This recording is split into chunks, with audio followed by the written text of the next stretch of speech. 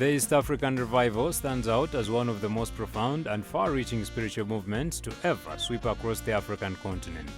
Born in the early 1930s within the Church of Uganda, this movement quickly spread to Rwanda, Kenya, Tanzania and beyond, transforming lives, renewing the church and deepening the personal faith of countless believers.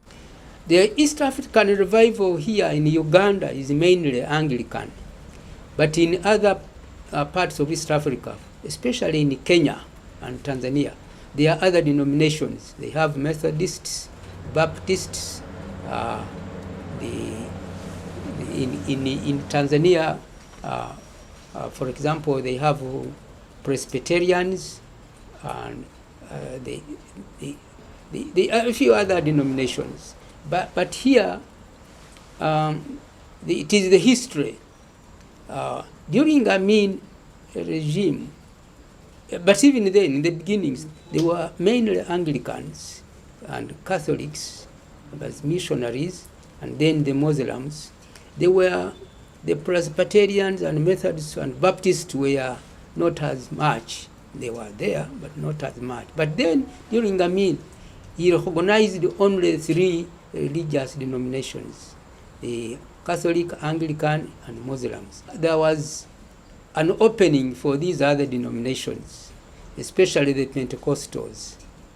But historically, majority of the saved people were Anglicans, and therefore the revival was more entrenched with the Anglicans. The Pentecostals, as they come, try to bring them on board. Of course, there are people who are serious and saved in those other denominations, but not as much as in other countries. So, say, ideally it is the history. I cannot remember much of the Simeon in Sibambi and Nagenda, but I have heard accounts about their work. The key thing they were doing were real organizing conventions and going on missions.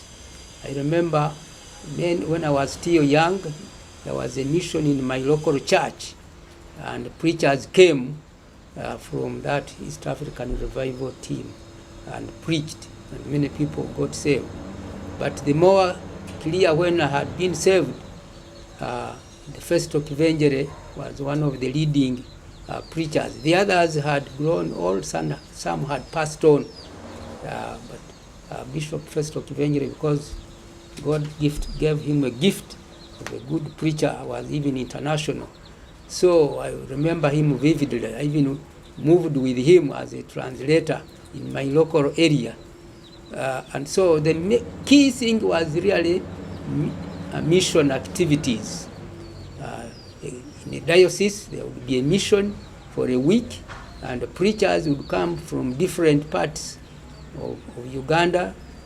Like, for example, in Bunyoro Kitara Diocese in Hoima, in 1968, 78, and thereabouts later.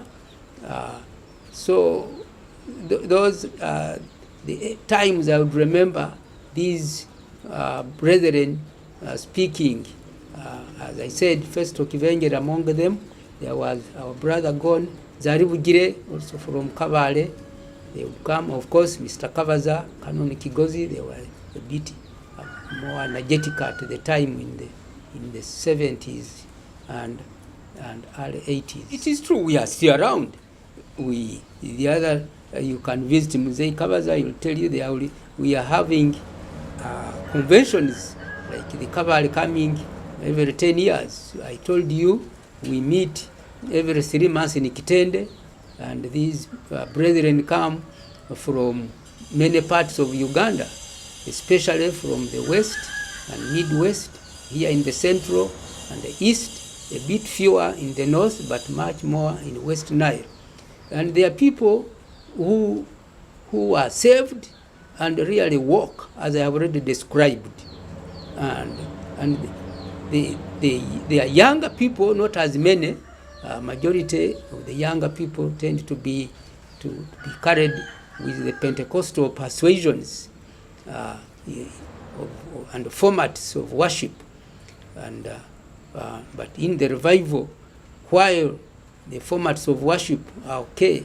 The emphasis, as I said earlier, of confession of sins and walking in the light and the witness is quite still up to date. Even people standing at public places and confessing their sins and preaching, that is part of the revival activity.